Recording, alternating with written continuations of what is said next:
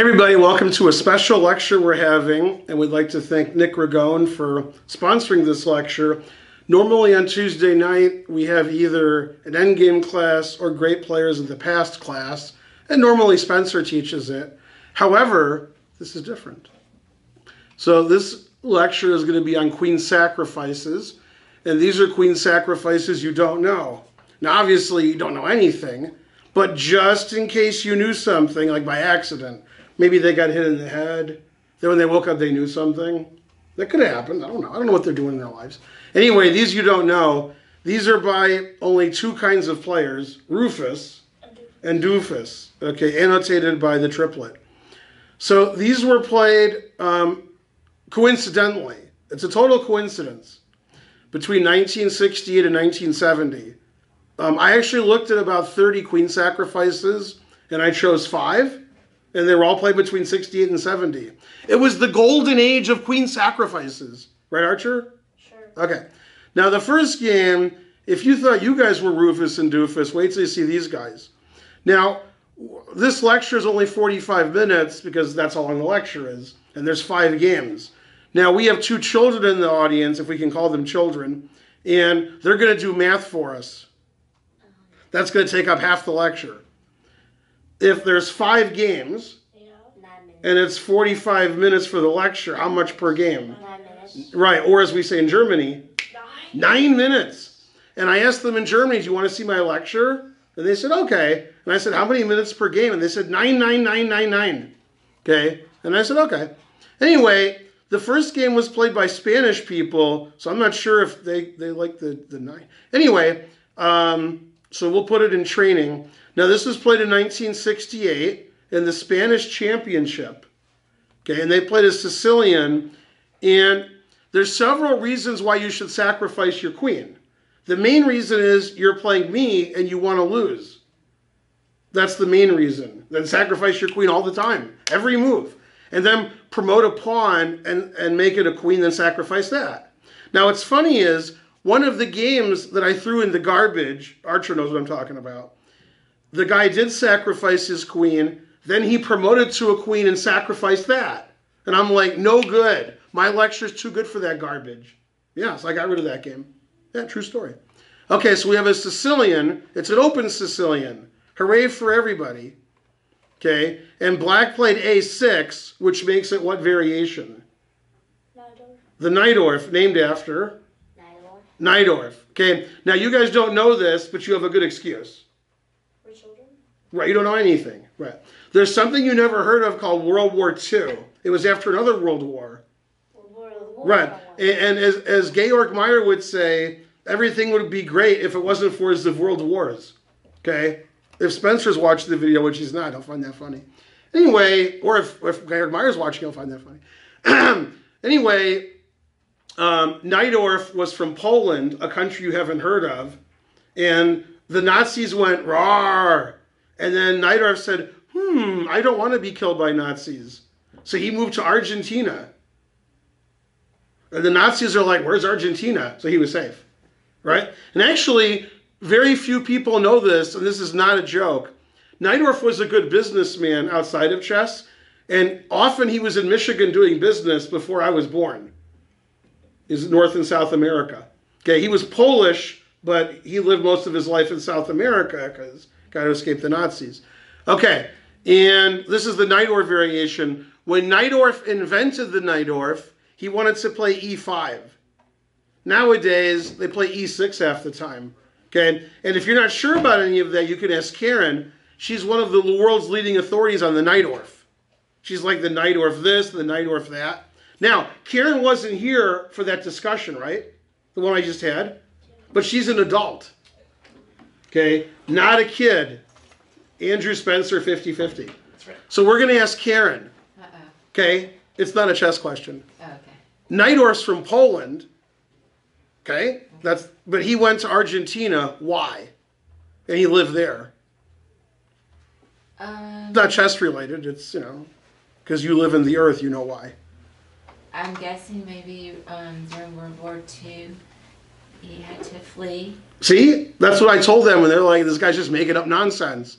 But we agreed on the nonsense beforehand. No. Yeah. That's right. Yeah, knight or slave, got to get out of here. It's not so good. Okay? And Argentina was not so bad. Okay, so bishop c4, that's the Fischer-Sozin. That's named after two people. Fischer-Sozin. Yeah. Okay, now, when Fischer played bishop c4, he wanted to castle kingside. Nowadays, we castle queenside, and we try to play the Velimirovich attack. We try, but trying is the first step to failure. Okay, and then that's exactly what white did, played the Velimirovich attack. Okay, now, if black plays knight c6, this is a position I actually know. I don't know many positions, so that's pretty weird. But black did something else. Black wanted to play b5, because it's good to play b5. I agree with that. And if you play knight c6, you can't play b5 right away because your knight's hanging. Now, he could play b5 here, but he played bishop d7 first. Then he played b5. Okay, so I mate you, you mate me. Now, Andrew showed up late. He may not know what the theme of the lecture is. I do not. Yeah, it's queen sacrifice. Every game is a queen sacrifice from unknown players, except a couple of the players are pretty well known. Not to you guys, but. And then this was a sponsored lecture from Nick Ragon. Thank you, Nick. The more he pays, the more I lecture on queen sacrifices. Okay, now you guys are confused for obvious reasons. Always confused. But so far you're like, well, excuse me, where's the queen sacrifice? I'm getting there, I'm getting there. Okay, a3, stopping b4. Queen c7, always play king b1. Now we know who won the game. Knight c6, rawr, g4, rawr, etc. Exactly. Normally, in these kinds of positions, they play rook g1 first, before they play g4. One of the reasons is black could try to win a pawn now by taking this knight and then playing e5, attacking whatever's on d4, with a discovered attack on g4. Unfortunately, taking the g4 pawn opens the g-file to your king. So it's a little risky. Also, probably doesn't work, because I can take with the rook and then play knight to d5 after e5. Probably doesn't work anyway. Okay, so he just played rook c8. f4, rawr, e5. I tell all of my students, when you play black in the Sicilian, don't play e5. And then they're like, I don't understand why. And I'm like, do you lose every game? And they're like, yeah. And then they're like, oh, that's why I lose every game. Yeah. Now, when you play e5, let's call on a random student. Spencer. Not the Spencer you're thinking of. Which two squares does e5 give away? D5 and F5. Right. And which rock group doesn't like to give it away, give it away, give it away now? The Red Hot Chili Peppers. Very good. The kids are confused. Would Karen have answered that correctly? Mm-hmm. Oh, all right. Has either kid heard of the Red Hot Chili Peppers? Yeah. Archer has? Kidding me? Well, are you kidding me that he has? What? Yeah, that exactly. Either of them. Yeah, what do you mean you're kidding me? All right. But Archer actually never heard of the group. He's just thinking of the food. Red Hot Chili Peppers, rawr, yummy. I've heard of them. Yeah, I know. Okay, so e5 is aggressive, but it gives away d5 and f5, and this bishop is a little bit better than it was. That's a good bishop. So we should go back to e6. Now, I didn't turn on the engine because that would be cheating. I saved that for my tournament games. And I think if I turn the engine on, it's going to say e5, no good. There's good? There's no good. That's no good. Okay, knight c6, bishop c6, rawr, g5. Look at that attack. Are you scared? Okay. Knight takes e4, winning a pawn, but at what cost? Takes. Rook g1. Black has won a pawn, but this bishop is good. Here comes g6. The queen's on the bishop. This bishop's no good, etc. E takes f4. Bishop takes f4, attacking the bishop. h4, threatening h5. h5, see, I told you. You thought I was making it up. Okay, now when black played rook e8, black correctly realized, well, I can't really stop h5, so I'll make a counterattack. I'll play rook e8, lining it up on the bubble up. Then when I move my bishop, I discovered attack the queen, and he didn't realize in 1968 that I would be lecturing on queen sacrifices, but he had a good excuse. I wasn't born yet. Unlike certain other people in this room who were, wow, man, it's pointing right at you. Wow. Well, Okay. what year I was spacing out for a second. 68. Yeah, Where she was born and I wasn't. I was born. Yeah. Okay, I was born in 69. 9. Okay, so H5, and black's like H5. Don't you see I can discover to attack your queen? Bishop takes G5. Rawr. Hang on a minute. Okay. We have an equipment issue. Okay. Oh, yeah, I could. Yeah, sorry. That was my fault. Okay, I can go back too. I'll go back. It was just briefly. Yeah. But no, I saw something happen. I was like tugging on that. Okay, we'll go back. Yeah. Okay, and then when black played rook e8, he was like, I'm going to discover to attack your queen, and didn't realize that white would sacrifice his queen and that I would lecture on it. Well, we saw all The reason was, yeah, but you didn't see that. Go ahead. You have to like edit the video. We're going all the way back. Well, no, I'm going back to when it happened. It happened a long time ago. You didn't notice. Okay. Yeah. Anyway, take 3. So then 999. Oh wait, no. So I was born in 1969, and this game was played in 1968. I think you should edit this video, not other people. Anyway, so after the move H5, black was like H5. Don't you realize when I take on G5, I'm attacking your queen? And white was higher rated than black and knew that I would be born and give a lecture on queen sacrifices. So he played H takes G6. In fact, there's nothing protecting his queen at all. But you got to take the queen. Okay? And then we take on F7 with check. Man, the truth hurts. That's a strong pawn. Now, I have an opinion which is not shared by everybody. My opinion is if you have a pawn on the 7th rank in the opening or middle game, which is rare, and the guy can't just win it, it just sits there, that's worth about a rook. Maybe more than a rook. Man, that pawn's pretty good. And so in this position, after bishop takes d6, not bishop takes g5, I would say, well, in actual terms of material, white has a bishop for a queen, because white has a bishop for a queen. But I would say that pawn's worth at least a rook, so material's pretty close. However, this queen is attacked, and this bishop is attacked, and this king's getting mated. So it's actually pretty good for white. Okay, queen c6, and he takes the bishop. And now, a lot of people on the internet, they said the next move was the losing move. I mean, I didn't turn the engine on, but this isn't good for black.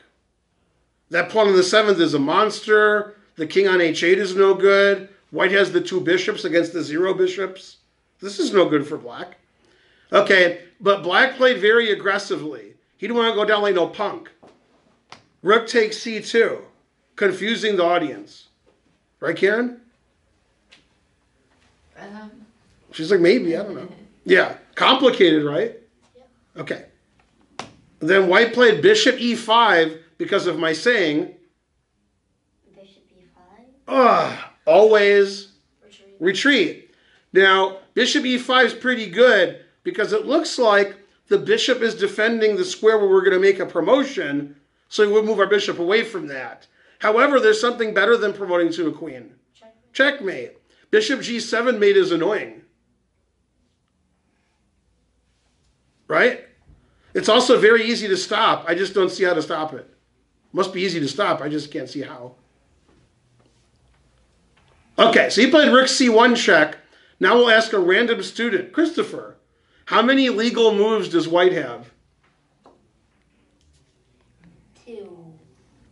2. One of them is really good and one of them is really bad. Let's vote. You guys ready to vote? Yeah. You can vote for 3 things. Legal move 1, legal move 2, or Pat Buchanan. Very good. Okay, who votes for king a2? Who votes for rook takes c1? And it looks like Andrew's voting for Buchanan. I gotta go Buchanan, yeah. You're going to go Buchanan. Okay, so everybody got to vote. He voted Buchanan by mistake. That happens. The battle was confusing. It was, yeah. Okay, now rook takes c1 is actually a bad move. And the reason is, after queen c1, the obvious move, King A2. king a2, yoink. Oink. Yeah, you take this rook. Yeah.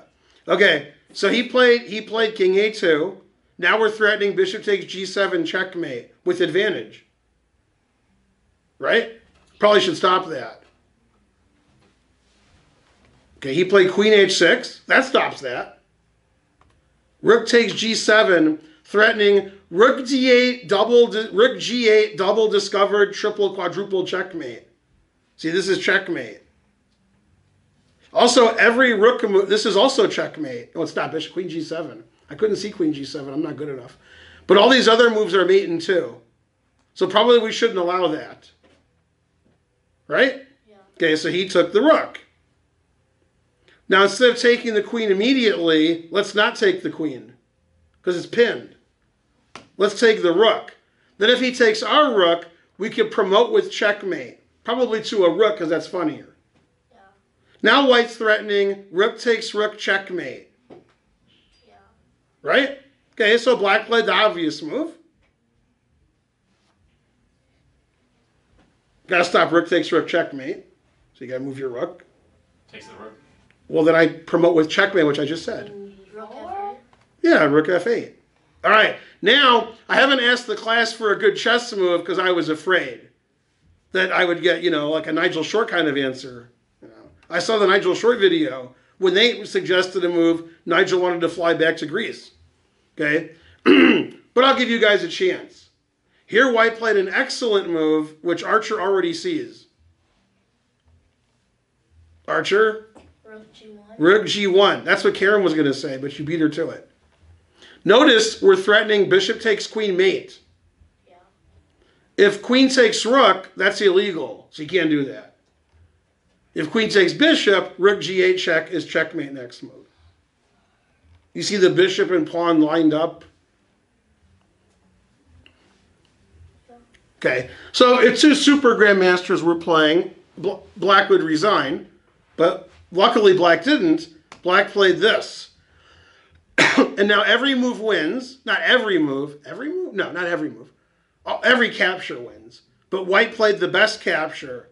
No, we already called on you. Now we're going to call on Christopher. Bishop takes F7. Correct. Now we're threatening bishop takes queen checkmate. And if queen takes bishop, rook g8 mate. So black resigned. You could play queen takes f7, double check, but then king a1 wins. Yeah.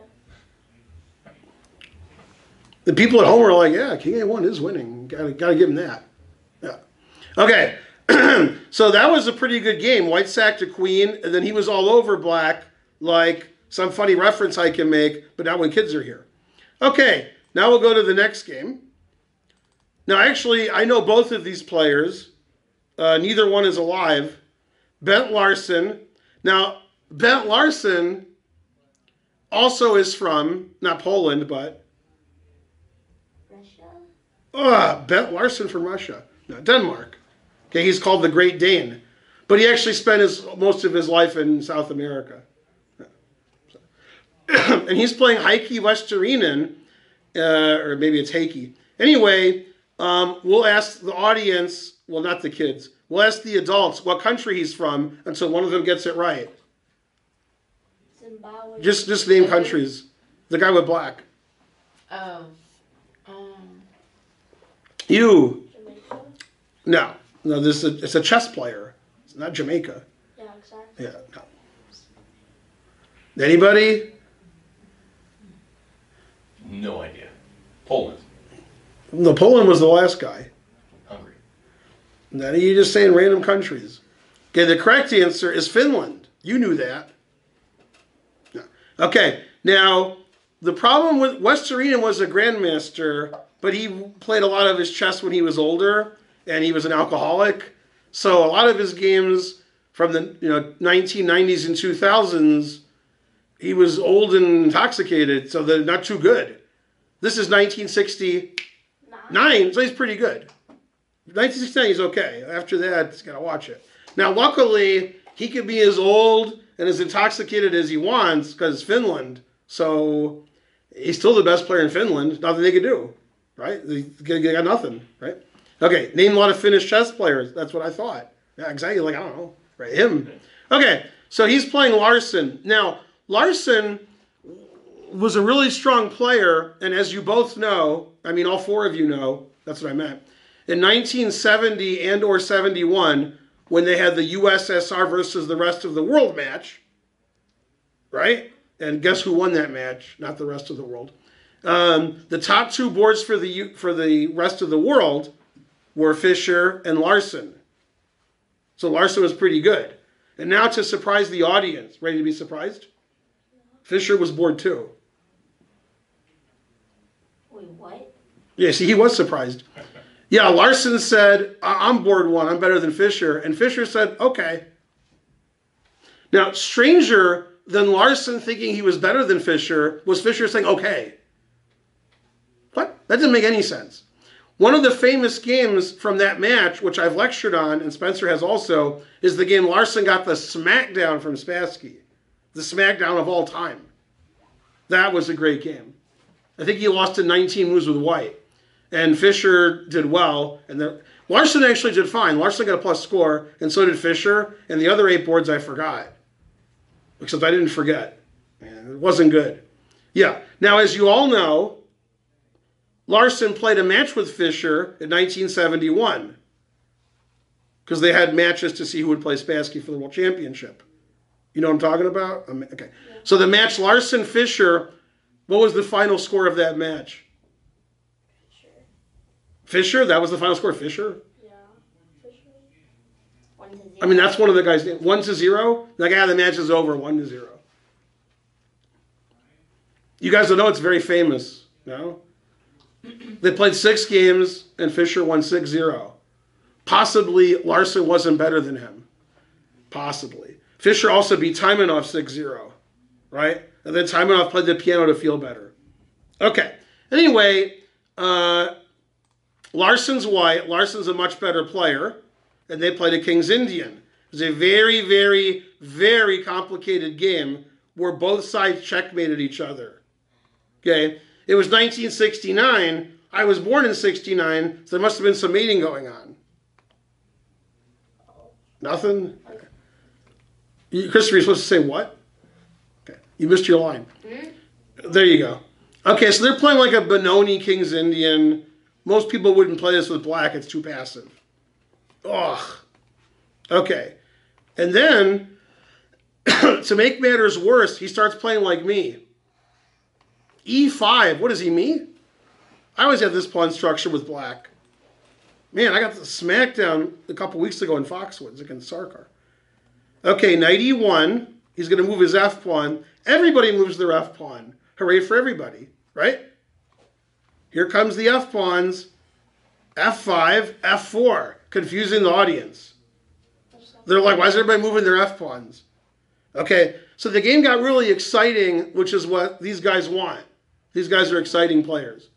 Okay, and then it got more exciting, more exciting. It looks like black's going to checkmate white, never play F3. E5, confusing the audience. Now what E5 does, it's called a, where's a Twix? I can't have Twix, I'm a vegan. It's called a clearance sacrifice. That was quicker than I thought it would take me. As in the famous Steinitz von Barder-Leben game, which all 4 of you have memorized equally.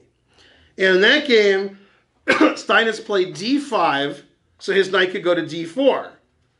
After E5, the knight can go to E4. Also, we're unleashing the latent potential of the bishop on C2, as opposed to the actualized potential. And finally, we have some 4th graders, so I can make my usual joke. Okay, now, E5 is too complicated for me. I need an adult. Okay, he takes on G2. Queen H5, putting it in H. And it's very, very sharp game. White's threatening this. Pretty good threat. Bishop F5. Ha-ha, I tricked you. You thought I was going to sacrifice the queen now. Ha-ha, I tricked you.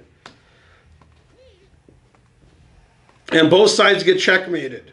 Okay. Now in this position, white's king doesn't look very good. Right? And Larsson's like, whatever. This was actually the first instance of that happening. Of somebody saying, whatever. And it was Larsson. Right, Christopher? Yeah. Yeah. Okay. And Larsson's like, I don't know who Ben Feingold is, but he's going to be born soon. And he likes to say, always play bishop f8. Right. Good job, Larsson, knowing I would be born that year. Double check, confusing the audience, because it's double check. Put it in H. Knight takes f8. Black's down the exchange, but white's king doesn't look very good. Queen f3, trading queens. Do you think black traded queens in a lecture called Queen Sacrifice? Probably not. Probably not. Maybe white promoted one of those pawns and okay. Bishop g4, queen f7 check. Now, remember when I said the bishop was open here and you were like, I don't understand. Why are you telling us that? If black had played king h7, then half of you would cry when you saw that move and realized there's no legal way to capture that. Oh, wow. That's a good move.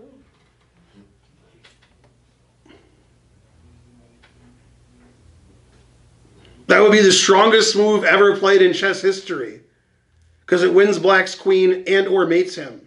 Mainly made. There's only one legal move, and then we mate him. If you don't like it, you can win his queen. Right? You agree, Karen? Mm-hmm. Right. So did he play king h7? No, because the queen sacrifice lecture. After king h7, knight f6, the game would end. King h8. Finally. Okay, now, if we play the obvious move, free knight, right? It's free. Then after bishop f3 check, it doesn't look so free. It looks like white's going to get checkmated. That's free. However, white did play queen takes knight and did not get checkmated. I have spoken. Queen takes f8. The other knight. Bam! Finally, the queen sacrifice. Okay, and then, what does he do on the bubble up? Double up. Bam! Threatening checkmate. So this was way before Bounty the Dinosaur, and still, I checkmate you, you checkmate me. How do we stop rook here checkmate? Move the rook on the g5. Move what? The rook on the g5. Move it where? b6. Man, then when I play rook check and you play king g6, see my bishop here? Yeah. Knight everywhere winning. Everywhere. Every knight move wins. Maybe knight g5 doesn't, although it might. Man, it might win. Jesus. Knight g3 really wins. Knight f6 really wins. Your queen's hanging. Yeah. So you can't do Vishwa nothing. Okay, so he defended with the bishop. Okay, that was a victory for black because he stopped me. What kind of victory? Karen's my only hope. You're my only hope. What? Say it again. I said bishop e6 is a victory for black because he stopped rook f7 mate. What kind of victory? I don't know. Named after the Greek general, Pyrrhus. Oh. So what kind of victory? General victory. No, a Pyrrhic victory. It's a Pyrrhic victory. Oh, Pyrrhic. It's named after Pyrrhus. I was confused. Come about on. Words that were Don't you say Pyrrhic victory a lot? Not much. Okay, so that's like, you pay attention, you two. That's like a victory, but you still lose. What? Yeah. Yeah, What? that's what it is. Yeah. He stopped mate, but he still loses. So it's a Pyrrhic victory. Okay, so he takes it, threatening mate again. Man, it's still mate. Okay, that's what we call the horizon effect, right? Yeah. You want to explain that? It's the engines only see a couple moves ahead, so it just keeps giving. Well, now you're talking about the 1970s. Right, yeah. The horizon effect, which I've discussed in previous lectures, is, let's say you're a chess engine and you see two moves ahead. Okay? And you're like, that loses a rook, that loses a rook, that loses a rook. So you're going to lose a rook. But you're like, wait a minute. I'll play knight f6 check, giving my knight away for nothing.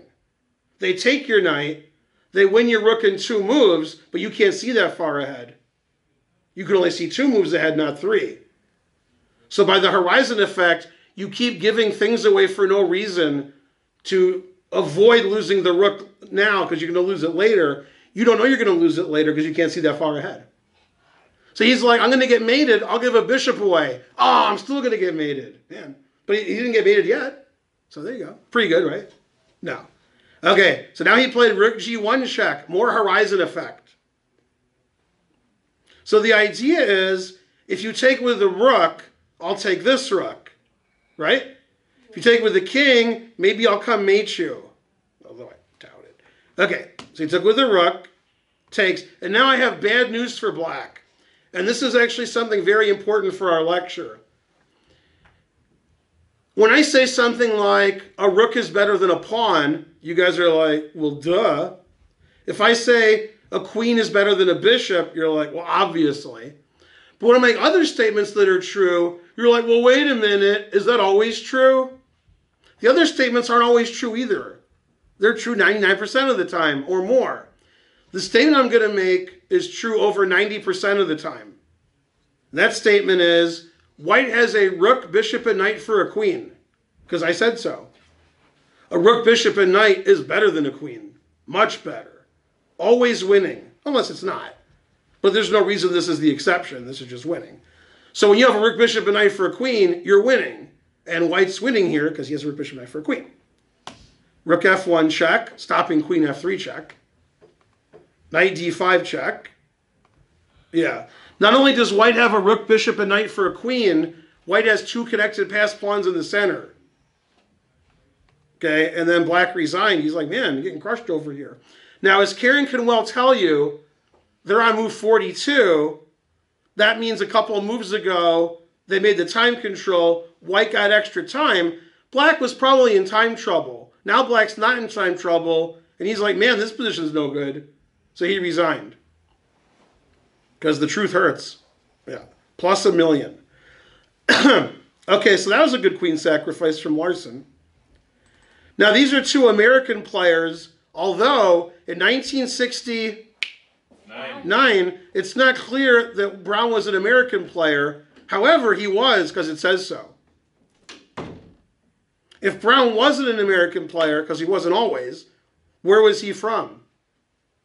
Where did Brown live as a kid? England. Oh, you're several dozens of thousands of miles away. But same language. Canada? Wrong way. Although it could be the right way, it's so far. Australia. Walter Brown grew up in Australia. He was born in the U.S., then lived in Australia, then came back to the U.S. Okay, he died about 4 years ago, 3 years ago, something like that. I played him in Vegas, and then I played him in St. Louis. Then the next year in Vegas, he played the tournament and died 2 days after the tournament, which I played in. I played in Vegas, he played the tournament, and he died mid-60s. Did he have an Australian accent at all? Or? No, he had a New York accent because he was yeah. born in, yeah. No, yeah. Okay, now he's playing Tarjian. Tarjian has a very funny story. He was one of the top players in the U.S., and he played interzonals, and he was great, etc., etc. Then he said, man, I can't make any money playing chess. And he got a job. What job did he get? The answer is funny. Librarian. He was librarian for 30-ish years, approximately. Then about 5 years ago, he retired. And he said, okay, back to chess. And he was in his 60s, started playing chess again. Plays in chess tournaments. Grandmaster, didn't play chess for 30 years. Now, he went to a tournament, either Isle of Man or Gibraltar. I get those tournaments confused. We'll say Isle of Man. If I'm wrong, they'll mention it in the comments. That was Gibraltar, you idiot. Those tournaments are both open tournaments with like 30, 40 GMs. So I get them confused. Sorry. Anyway, in one round, he got played with Vladimir Kramnik. This is about 2 years ago. And he beat Kramnik. So yeah, he showed Kramnik who was old. Him. Kramnik's like, I thought I was old. He's like, no, I'm old. And he beat Kramnik. Man. So he was top 30 in the world, didn't play chess for 30 years, came back, beat Kramnik. So I guess he was good. Okay, this will prove he was good. And to prove it, I'm going to flip the board. Bam! Now you know who won. Okay. Now, Brown was a very tactical player. Very tactical. Okay. And Tarzan's like, whatever. I can play tactical. And this is a junior tournament, so it's going to be pretty tactical. Now, this is the Guillemard variation named after Grandmaster Guillemard. For $1 billion, what was his first name? Nobody wants $1 billion. They're screaming it at home. Grandmaster. Well, that's the funny answer. What's the actual answer? Carlos. Carlos Guillemard. And I used to play the Guillemard variation. Notice it attacks the D-pawn. Okay. Okay, I've had this position with black many times. Knight b4, never play f6. If you play bishop e2, then you play f6. Bishop d3, we can sneak in c5. Christopher, look over there. Haha, I snuck in c5 because he looked away. Huh? Oh yeah, I can't do that. Darn. So you play knight b4 to take the bishop, and then you play c5. He snuck it in. Yeah. Okay. As they said in Mr. Deeds, don't underestimate the sneaky. Anybody? No, Very nothing. sneaky, sir. You got that? Okay, good. By the way, the world's worst actors in that movie, he's not an actor, but he's the world's worst actor. He's not an actor. He's been in several movies considering he's not an actor. You can't be a worse actor than him. It's impossible. John McEnroe. Man, not a good actor. Now, this is an aside. John McEnroe had a cable show on cable TV. This is not a joke. The ratings for the show were 0. That show was canceled. Yeah, he had like a cable show. And after like a few weeks, they're like, ratings are 0. That's not good. We expected better. Yeah. Yeah, he's the worst. Good tennis player. Okay. Anyway, back to reality, because you guys heard of John McEnroe, especially you. Yeah. You too, right? No. Is he heard of McEnroe? No. Okay. Castles, takes, f6, never play f6. Okay. And this is typical Guillemard kind of stuff. I've had these positions with black, not with white. White has an advantage, so I never have white. Now white might play bishop takes h7 check, confusing half the audience. The nerve. You know, because knight g5 is coming. I think that happened to you once. I think somebody did that and you had to play king h8. Okay, also knight g5 is winning. So he played h6. He stopped all that. Okay, and the e5, getting the center, trade everything. How's he going to sack his queen if he trades everything? I'm confused. Always retreat. Always retreat. Okay. This position looks really boring for a queen sacrifice. Looks like white's just slightly better. Okay, and Walter Brown likes to play the most tactical move of all time. He likes doing that. Okay, now Archer's like, wait, I like tactics, right? So Archer's thinking king takes g7, rook takes e7 check, queen takes e7, queen g4 check, winning the rook on c8. So Archer's like knight g7, I like that move, right? Now, speaking of old, we got National Master David Vest. He's like, wait, these are some young spring chickens, these guys. You recognize those names. Good old Walter Brown and James Tarzan. Absolutely. Yeah, this was in 1969. No, but I'm teasing. Those guys are older than Dave, especially the one that's not alive. Okay. So knight takes g7. Walter Brown liked to play tactically, and this was in 1969 when he was a junior. So he really liked to play tactically. Now, last month, and when I say last month, it's actually this month. It's last month for you at home because this is the last day of the month. In this month, there was the tournament in honor of my dad, the memorial. And in the late 60s, my dad was in New York City, and he was playing blitz chess for money with Walter Brown and Asa Hoffman. Now, Asa Hoffman played Walter, then Asa took a break, and my dad played Walter. Then my dad took a break, and Asa played, because Walter Brown was pretty young. And they took all of his money. He had no money left, so they couldn't play him anymore. So they showed him. Then Walter Brown became a strong grandmaster. Okay. Anyway, after knight g7, Tarzan played d4. He didn't fall for the tactical trick. He said, I'm going to take your rook. Okay, and Walter Brown said, no talking. Okay. Knight e8. Archer's like, this is too tactical for me. Okay, now, it's possible Dave doesn't know the theme of the lecture. It's possible. If he does, he knows what Black did here. You guys know the theme of the lecture, so you know what move Black played here. Know the theme? Still know the move, man. Theme of the lecture. So Sacking the queen. that's the theme of the lecture. Yeah. So it takes the rook. Yeah. Takes this, check. Now this is funny. Dave wasn't here for this game. Remember when White had a pawn on f7? And I was like, yay, that pawn on f7 is pretty good. So's that pawn on f2. That's a good pawn. You can't take the pawn because rook c1 check is annoying.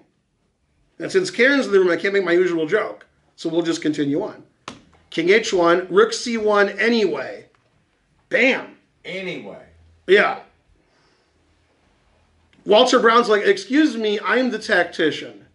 And James Tarjan's like, dude, this is the U.S. junior playoff. We're both tacticians. We're kids. That's how the junior games go. One tactical shot after another. Remember, Archer, the game Naroditsky Shetty I showed you yesterday on the computer here. Tactic, tactic, tactic, tactic, and both players started crying. Okay? That was a tough game. This is similar. Every move's a tactic. So now, queen e2, queen b5. He played queen e8 check. If queen e2, I'm thinking he could take the rook and take the knight, and that's similar to the game. Very similar to the game. Okay. I think that is the game. Because he checked here, knight g8, and then queen e2. Similar to the game. Then he took the knight. You can't take the f2 pawn because rook d1 check. Now, based on the Feingold rule, which we discussed earlier, the pawn on the 7th worth about a rook, that means Black's ahead of material. 2 rooks and a knight for a queen. Now, once I defend that pawn's going to be annoying. How are you going to move your queen if my rook's on f6? The answer is fries. So you can't move your queen. Can't do it. I'm going to queen if you do that. Man, the truth hurts. Uh-oh. Truth hurts. Yep. Man. Harsh. Yeah. Man, I am so bummed out because Walter Brown was my hero. I played him one time. And here it is, he gets to lose? Well, it's 1969, so it's okay. 50 years later, it's okay. Okay. Yeah, the first 49 years was tough, but the 50th year, it's 50th anniversary. Yeah. Well, you should like James Tarjan because a couple of years ago he beat Kramnik. That's true. Yeah. I remember James Tarjan played and won the Seattle Open, too. Way back when I first started playing chess in the early 70s. I only met Tarjan once in my life, and I have a story. Isn't that shocking? In the 83 U.S. Open in Pasadena, California. Were you living in California then? 83? No, 2 years later. Okay. 83 Pasadena. He was doing game commentary. He wasn't playing. He was doing the commentary booth. And they didn't have computers then, so they'd have runners run in the moves and go back to the boards and look at this and then run back to moves. Yeah. I was about 2,000 rated, and I was sitting in the audience. I was a little punk kid. And he was analyzing a variation, and I raised my hand, and he said, you. And I said, but after this variation, you said here, here, here, here. Then Black can go here, here, here, here, here, here, here, here, here, here, here, and Black's winning. And everybody laughed. Big White laughed. Then he looked and he went, I'm afraid he's right. Then they laughed again. So they were afraid. And that's the only time I ever met him, was when he did game analysis in 83. Okay. And that was before you was the master. No, I was the world's worst So player. everybody laughed at you. Well, and rightfully so. They said, how silly. Well, I'm the silliest. Okay, But then now, you was right, though. well, occasionally. Now, this is a tall game. We're going to skip ahead a little bit. Got to skip ahead. Not sure why. Okay, and he's playing Doofus. Okay, Mikhail Tal versus Doofus. All right. Now, in this position, Tal's threatening the queen, so the guy moved his queen. Okay. Then bishop to d4. Maybe he's going to go here. You never know. It could happen. Bishop g4.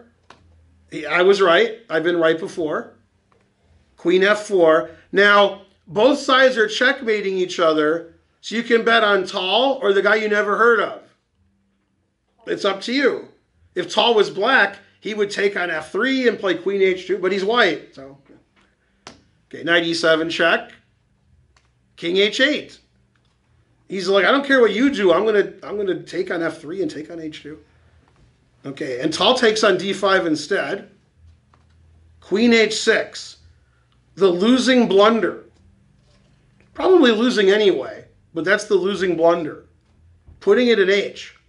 Now, you've been told by some chess coach, or if you are a chess coach, you told your students, sometimes you should make luft for your king. This is the anti-luft game. Anti-luft. See the king on h8? He can't make luft. He stopped his own luft. What would my dad say? Make luft, not war. Said all the time. Right, Christopher? Okay, Christopher's like, yeah. h3, now there's luft.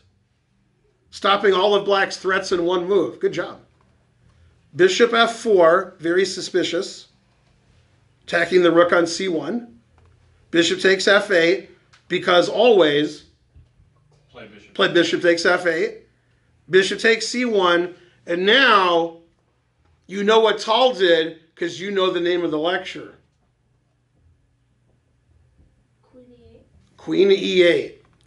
That's a very funny move because black doesn't have to take the queen, and if black does take the queen, it's his move. He can stop the back rank mate. Or can he? I never saw a game where the guy stopped his own lift. I never saw it. Can't get his king out of there. Man, the truth hurts. So somehow in a tactical melee, Tall was better than the guy we haven't heard of. I can't believe it. Now I have to tell you a Tall story, and what's funny is, if my memory is correct, I'm pretty sure it's correct. Could be wrong, I'm pretty sure it's correct. In 1988, I went to the World Chess Festival in St. John, New Brunswick. It was cold. It was February. And they had candidates matches, a blitz tournament with first prize $50,000. That was first prize. In a blitz tournament. In 1988. That's like $7 billion now. Anyway, that blitz tournament had everybody. Karpov, Kasparov, and those were the weak players. Okay. Anyway, there's a Skittles room. I arrive at the tournament. There's international opens, which I'm playing in. There's blitz tournaments. There's candidates matches. I get to the tournament venue. There's a Skittles room. There's two guys playing, and I can't see who it is. There's a billion people watching them. So I get in there. Tall's white, and I believe Zapata was black. Our own Zapata. Mm-hmm. They're playing a blitz game. Now look at the position. Tall has a knight on d6. He's white. That is a great knight. That was the best knight I ever saw. And he was down a queen for a piece. Had positional compensation. And he just rolled up Zapata down a queen. He won that blitz tournament, didn't he? And he won that blitz tournament. That's right. Ahead of Karpov and Kasparov. $50,000. And then when did Tall die? A couple years later? Early 90s, mid 90s. Yeah, he was pretty young when he died. He didn't look too good. There's a picture of Tall on the internet. I show people who don't play chess. How old is that guy? 70, 80? I'm like 50. Man, the truth hurts. Yeah, don't smoke. Also, don't be born like dying when you're born. Be alive when you're born. He had a lot of health problems. Okay, so rook takes queen, rook takes rook, and the truth hurts. Nothing to do to get out of that. Bishop d7. He tried, and he failed miserably. The lesson is, never try. And Tall's like, whatever. Now, bishop e7, bishop d6, bishop c5, bishop b4, and bishop a3 are the threats. And he stopped them all. Resign. Right. Yeah. He's like, okay, I can stop it. I give up. I can't believe he unlifted himself. He can't get his king out of there. Tall has a very famous queen sacrifice, which I'm not allowed to show. I was supposed to show games that are unknown, like this one. Okay, we got one more queen sacrifice. Okay, and on chess.com, not chess.com, on chessgames.com, they like to give the games funny names. So they said here that white was outfoxed. Yeah. Now, it turns out he later went to the asylum because he was crazy like Fox News. Terrible. Okay, so he's playing Timon, one of the greatest Dutch players of all time.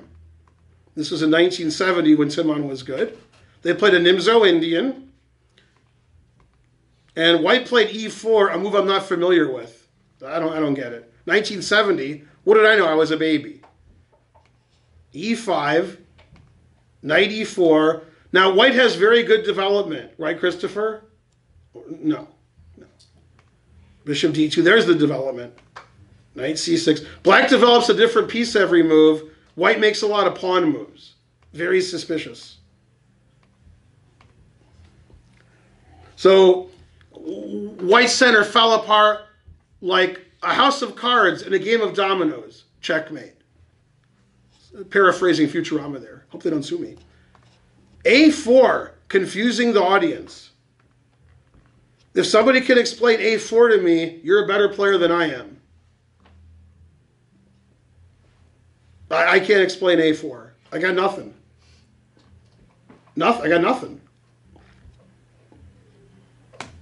b6, getting his other bishop out.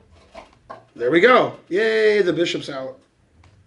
King f1. Now, obviously, if I castle, knight takes his check. You see how it's check? And white is hoping, beyond hope, that this pin will save him. He's like, well, this knight's pinned. Maybe I'll win that knight later. So king f1. Always play king f1 now.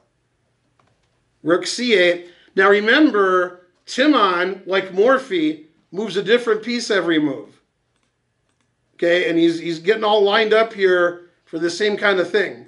Okay, now, right here, Yeah. Ben, I'm just going to be the devil's advocate here. I'm white, and I go, tell the whole story here. I go, knight takes d4, because then I'm going to break off that knight on c3 next move. Okay? That's the plan. Now, that's why he played king f1, because if I play knight takes, I'm threatening your queen with check. Now the king's on f1, so we're stopping all these pins. That's the plan. He played g3. Knight takes d4. This is probably why he played rook c8. Yeah. So I take this. You take that. Well, I don't know what you do. Queen takes. Yeah, I think everything wins. I think this wins. I think this wins, followed by knight takes e2 and rook takes c4. Yes. Yeah, don't look good. Yeah, doesn't look good. But I'm just saying that it looks like the possibility that what white is playing for. So he played g3. I don't know about that move. Knight takes e5. Knight takes d4. Now, you can't blame Terry Fox for not knowing that my queen sacrifice lecture was coming up 49 years later. So he's innocent. How did Timon know? So now, knight takes e2. Knight takes e2, sacrificing the queen. You got to do it in a queen sacrifice lecture. And then, of course, bishop takes. Well, we got a lot of good moves here. We could take the knight. We could take on c4 3 different ways. We could take the bishop. He took that. That looks pretty good. Notice how the queen is attacked. And The bishop's attacked, and here comes the c4 attack. And c4 is Explosive. explosive. Bam! Threatening double, triple, discovered, checkmate, check. So if it was black's move, this wins the queen, and this wins the queen. So probably white doesn't like this. You know what I mean? Okay. Even king to g2 is useless, that bishop on the long King to diagonal. g2. Put the bishop on the long diagonal. Exactly. Run. Run, Forrest, run. Now, here's why Timon is a world-famous super grandmaster, and you guys are sitting in some small, musty room, confused. Okay? You guys are thinking, should I take this rook? Should I take this bishop? Should I take them both? And Timon, he wasn't thinking Arby's. What was he thinking? He was thinking checkmate. Does the white king have any legal moves? No. One? Where? King H5. Oh, you're right. The king can move. I didn't even notice because it's so terrible. That was such a bad move, I didn't even see it. So Timon wants to checkmate his opponent, not just take random pieces. So he plays knight to d3, attacking the queen, and here comes knight takes f2. So when we move the queen, we better defend f2. So he did. Knight f3, attacking the queen. The obvious move is queen takes knight, and then checkmate. Ouch. Good for black. Yeah? Yeah, checkmate's good.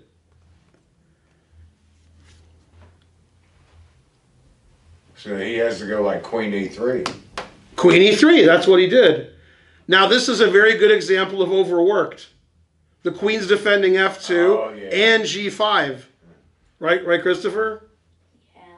So the knights are running roughshod all Mm-hmm. over the white pieces. Knight g5 first. If you play knight f2, which I'm sure wins, white could play king g2 and not get mated next move. Get mated later. Gives him more chance. But now you got one legal move. Queen takes and then checkmate. Damn. Man, don't you wish you could play chess like that? I have to make a lecture where I find games where they played like that. I can't play like that. Yeah. So Timon, he said, man, you're not developing your rooks and you're moving your king all around. I think I'm going to checkmate you. Too many pawn moves. I tell my students don't move a pawn every move. Timon did a good job. He only moved the pawns he had to get his pieces out. Then he got his pieces out.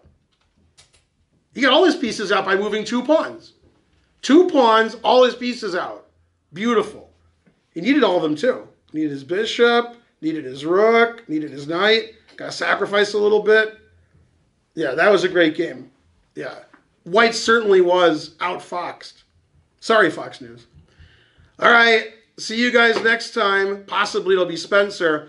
Thanks again to Nick Ragone for your generous donation. The more generous you are, the more queen sacrifices I show you. Bye, everyone.